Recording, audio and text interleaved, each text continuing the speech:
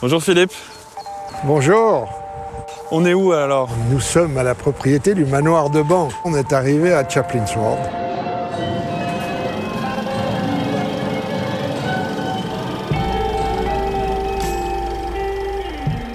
Philippe Mellon, c'est la première.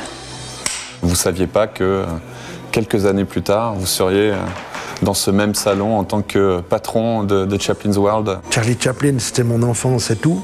J'étais pas un absolu passionné. Si on me parlait de Chaplin et de mon enfance, c'était quelque chose d'extraordinaire et tout. En ayant découvert quelqu'un qui était un tel passionné, qui m'a fait découvrir à un autre niveau de ce que j'avais vécu, l'humanisme de cette œuvre, l'excellence de toutes les capacités de ce monsieur qui est un génie de l'époque. J'ai dit, mais ah ouais, c'est extraordinaire. Là, il faut qu'on y aille.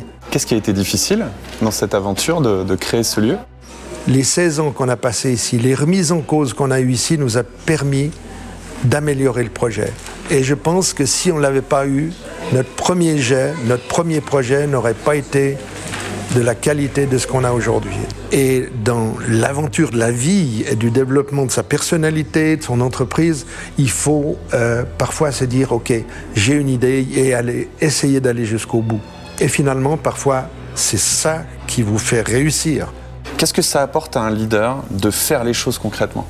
C'est difficile d'y arriver seul. Et il faut avoir soi-même cette passion, cette force, quel projet sur lequel vous avez envie d'aller de l'avant.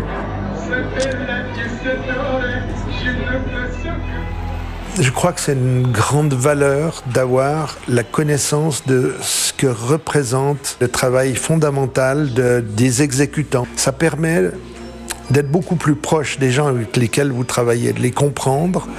Et aussi, c'est une forme d'incentive dans le sens que, voilà, vous leur dites pas des choses impossibles à faire. Et s'ils n'arrivent pas, vous pouvez les montrer. Comment est-ce qu'on fait la différence entre une mauvaise idée qu'on peut avoir et une bonne idée contre laquelle il y a une résistance illégitime? Les bonnes idées, en règle générale, qui vont réussir, sont difficiles à imposer parce qu'elles sont nouvelles.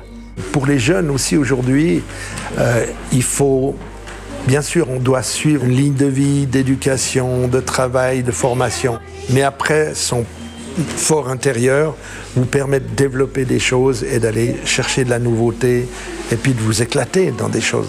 Il faut se donner à fond. Quand je suis sur un projet, je ne calcule plus mes heures. Ma femme m'a dit, écoute, tu devrais aller voir un psychiatre pour apprendre à dire non dans certaines choses. Toi, tu vois quelque chose d'extraordinaire, tu te lances et puis voilà. Mais c'est la passion. J'aime redécouvrir des choses. Aujourd'hui encore, à mon âge, j'ai encore des sujets sur lesquels je veux me lancer. Merci beaucoup. OK. Moi, je vous fais un hug. OK, sympa. Passionnant. Merci, c'était sympa, quoi.